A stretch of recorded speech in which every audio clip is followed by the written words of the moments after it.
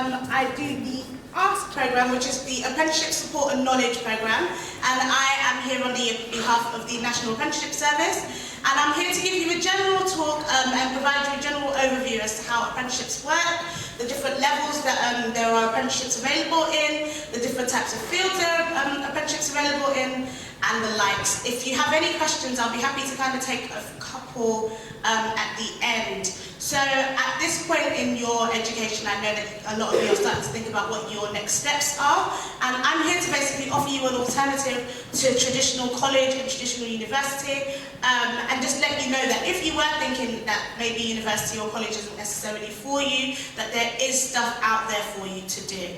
So yeah, let's begin. How many of you can say with confidence that you know what an apprenticeship is? It's not bad, just a few hands, How many of you have an idea of what an apprenticeship is? How many of you are confident enough to let me pick you to give a definition? That hand went down so fast at the back, that's so funny. Anybody at all? What if I told you there was a little prize?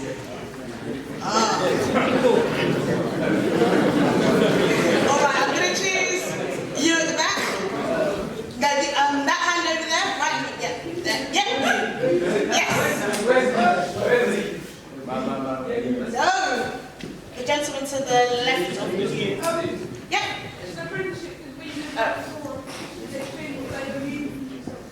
Absolutely, that's correct. That's exactly what it is. And your prize is a huge congratulations.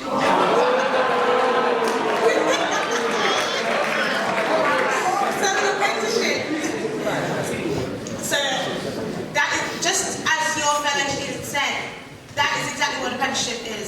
An apprenticeship is a job. So when you get an apprenticeship, if you went forward for an apprenticeship, you are going forward for a job. And in that job, you'll spend part of your working week studying towards some sort of qualification or some sort of degree. So just like a regular job, you do your full-time working hours, and you are treated just as any other employee in that company or organisation is treated. The only difference between you and a regular employee is that you are being sponsored to study towards a qualification or degree that is related to that job role. Does that make any sense? Everyone with me? Fantastic. So it's a real job with real responsibilities. You are entitled to the benefits of any other employees, such as sick pay, holiday time off, holiday pay, and the likes. So yeah, that's what an apprenticeship is. So how many of you would say, I mean, quite a lot of you have said that you have an idea of what an apprenticeship is. How many of you have heard not so many great things about apprenticeships? That is pretty good. Normally when I ask that question, I get a lot of hands up. It's very commonly thought that with apprenticeships, that it's very low-skilled, low-paying jobs and low-paying opportunities that don't really have much scope for progression. This isn't the case with a lot of apprenticeships nowadays. You can get really, really good money. I'm not saying that money is, you know, the be-all and end-all, but a bit of money is kind of nice. So it's good to know that with an apprenticeship, you absolutely can earn really, really good money with really, really good opportunities and really good companies. It's also very commonly thought with apprenticeships that they work like internships or like work experience, where you are invited to come in and you work for maybe about 3 to 6 months, and then you're told thank you for your time, and it's unpaid, and you're told that you can reapply when they have positions open. This isn't the case. When you go forward for an apprenticeship, you are going forward for a job, so you have employment already.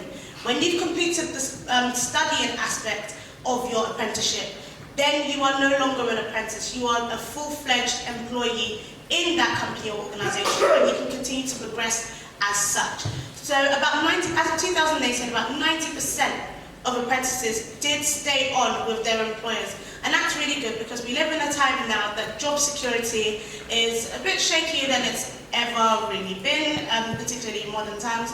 So it's good to know that with an apprenticeship, your employment for the most part, as long as you don't mess up, that it's pretty stable, and you can choose to stay on with your apprenticeship provider and progress through the ranks. So I put up social life as well. How many of you want to go to university? That's really good. I'm really happy to see that. How many of you are excited about the social aspects of university? The uni raves, the clubs, the uni raves, the discounts, all those kind of things. I'm glad to hear it, and they are amazing. But with an apprenticeship, it's very commonly thought that because you're going straight into employment, that you don't get the opportunity to enjoy those things that other uni students will enjoy. And this isn't the case, because there are a lot of your apprenticeship providers, because you are going to some sort of college or some sort of university institution for part of your working week, that's your chance to be a student, that's your chance to get in the mix. That's your chance to meet other students, that's your chance to have that experience, that's your chance to join your clubs, and all those different great things that there are available to students. You also can gain a degree through an apprenticeship. It's very commonly thought, I know that my parents definitely thought that with apprenticeships, you'd be getting some sort of weirdo certificate that you can't really use anywhere, and it's not really useful for anything apart from that company itself. This isn't the case. You can gain up to a master's degree through an apprenticeship. So you can become a chartered accountant, you can become a solicitor. There's so many different things that you can do, and you can gain really amazing qualifications that will take you to great places. So don't think of apprenticeships as just like these lower level opportunities that don't really do much for you professionally. There are some amazing apprenticeship opportunities out there. No fees to pay. This is another great thing about apprenticeships. So just rather than taking the traditional university route, where you would take out a student loan in order to pay your tuition fees for your degree, or having your parents pay for your tuition fees to get your degree. With an apprenticeship, there's no need for any of that, because your employer is sponsoring you to get this degree and is sponsoring you to get this qualification.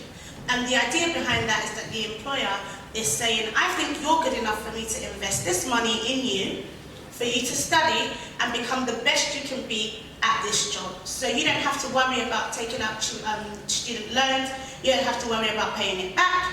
And just like you would with traditional university or college, you can broaden your horizons and look around the country for different opportunities. It's always worth looking around England for these things, and a lot of employers do know that you're a young person. A lot of them know that it's not easy for a young person to just up sticks, leave mum and dad's house or your carer's house and go and find somewhere and live in the middle of nowhere with no support. A lot of companies and a lot of organisations have things in place, such as company cars, accommodation and the likes. So do bear that in mind if you are looking for opportunities, and don't limit yourself to just London and your immediate surrounding areas if you did decide you wanted to do an apprenticeship. So this is literally just a slide to name a few of the fields that you can find apprenticeships in, but this really is to name a few. Every single year, more and more employers and more fields are seeing the benefits of taking on apprentices and taking people on from a young age and getting them trained up within their companies. So this is just to name a few, and this is just to show you that for every single one of you, with your different ideas, with your different skills, with the different things that you care about, it is worth having a look to see if there are apprenticeships available in those things. A lot of people commonly put themselves off of apprenticeships because they think, oh, I bet there's no apprenticeship in that, so it's not worth looking. This continues to grow every single year. Like I said earlier, you can literally become a solicitor through an apprenticeship. You can study to do so many different things. There are apprenticeships available from this year in artificial intelligence. There's so many different things while studying artificial intelligence and the likes. So do not limit yourself when you are looking for these opportunities. And this is a slide just to show you a few of the companies. I'm sure most of you will recognize a few of the names that are coming up on the screen. So these are all companies that currently offer apprenticeship programs. But like I said, this literally is to name a few.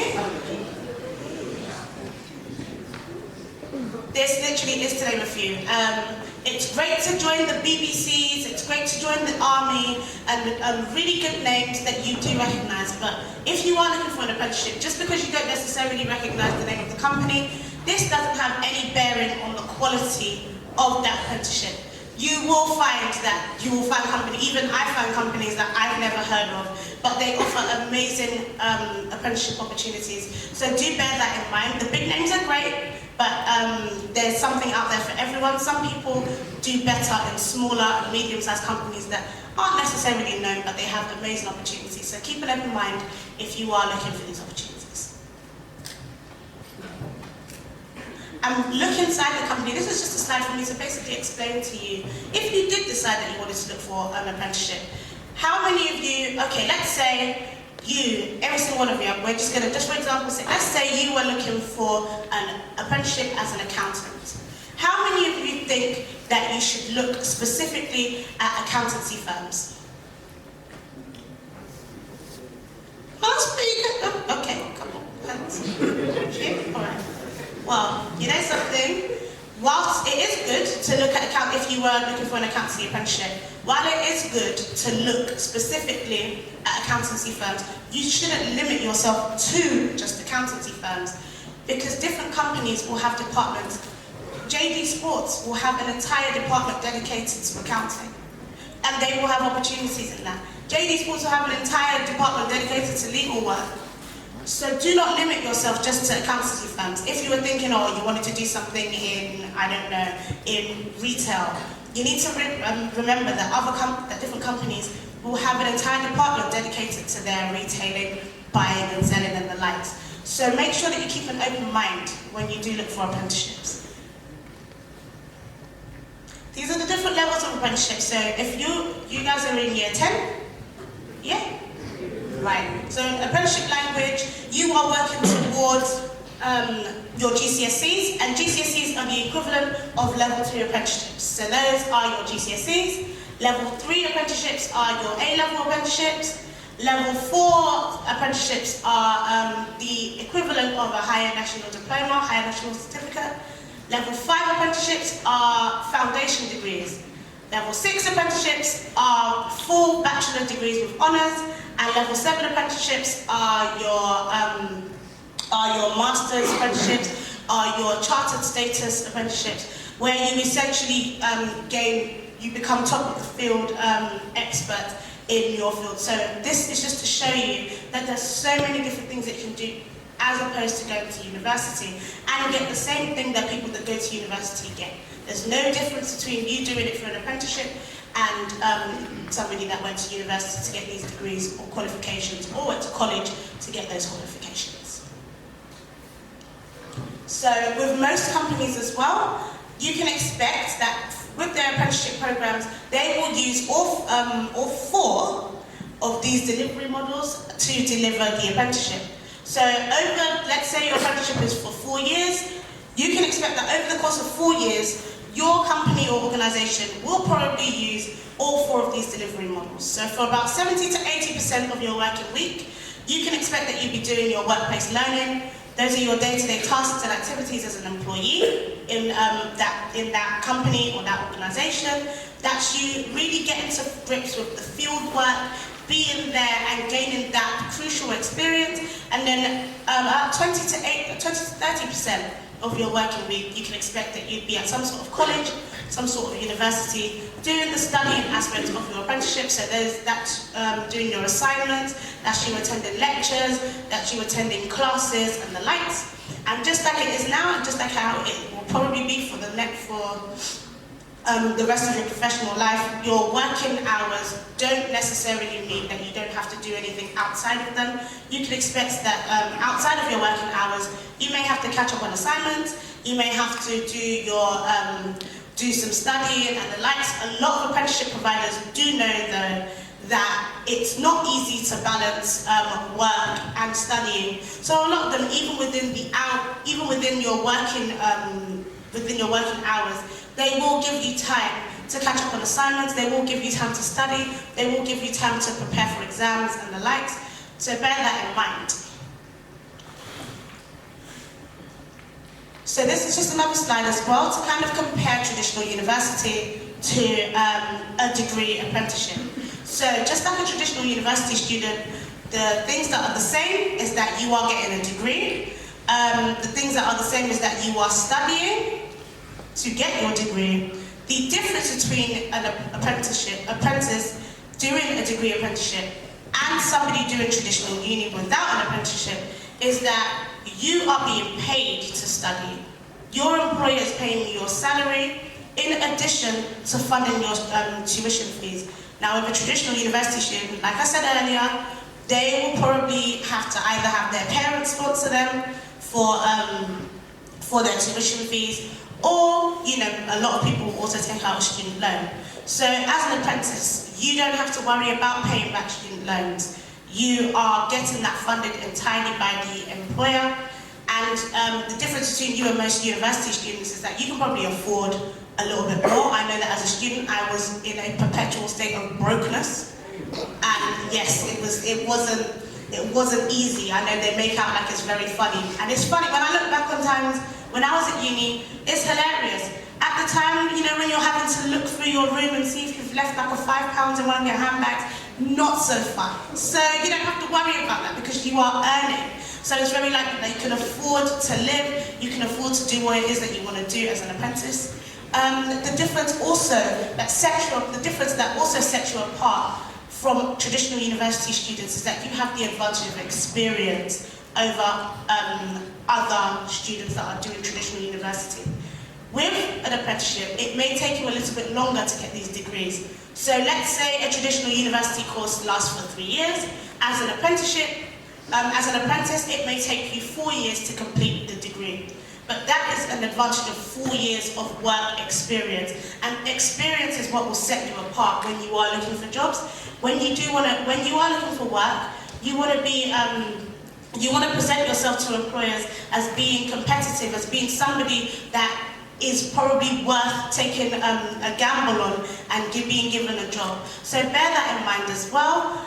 You have the advantage of experience. I know that when I finished university, I found it very hard to find a job. It was extremely hard. I don't think I did really realize that after getting a degree, so many people get degrees, and degrees are amazing. I do not regret mine at all. I don't regret going to traditional uni, but I do wish that I was somewhat prepared for looking for jobs and realizing that just because you get a really good degree doesn't necessarily mean that you will get one. So bear that in mind when you do think about doing apprenticeships. Within a 20-mile radius of your school, I literally found that there was over 2,100 opportunities. And I'm showing you this so that you know that there's so many different things out there, there's so many different things available for all different people, be it engineering, be it being a nursery nurse, be it going into healthcare, whatever it is that you're interested in doing, there are a lot of opportunities out there for you to take advantage of. And this will only begin to grow, especially when you leave school and you are thinking of what you want to do. This is an example of different apprenticeships that I found that I thought were pretty good. I tried to keep it varied, just again to show you that there are different opportunities out there for every single one of you. So no matter what your skill set is, no matter what it is that you care about, what it is that you feel like you want to progress in, it's very likely that there will be an apprenticeship available to you. So bear that in mind when you are thinking of it. I've shown the salaries as well, just to show you as well as a young person finishing your A-levels or finishing your GCSEs. These are not good, these are not bad salaries. I mean, my first job after university, I definitely wasn't earning £25,000. So it's good to bear that in mind if you are considering an apprenticeship.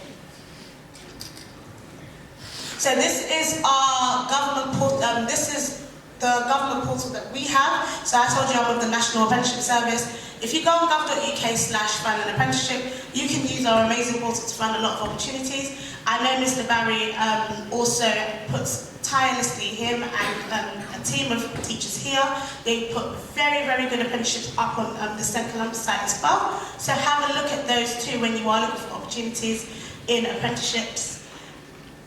And also company websites, going directly to vacancy portals and company websites. If you know you want to work for the BBC, go on the BBC job portals and have a look at the opportunities available there. Go on social media. If you have an idea of companies you want to work for, follow them on social media. You'll be surprised at how many things they put on there because they know that young people use social media. And also your family and friends. Sometimes who you know is always better than what you know. So use these opportunities to network and talk about what it is that you want to do in order to get yourself into places that ordinarily you might not necessarily have found. These are our contact details, so gov.uk again, /find an apprenticeship, and also your website. You guys use your website, it's amazing. There's so many different things there, and I know Mr. Barry works really hard to put a lot of really good opportunities on this website, so make sure that you make use of it. It's very valuable, it's very useful, and I wish that my school had things like that when I was in school, so bear that in mind too. And yeah, that's pretty much me. Thank you so much for your time.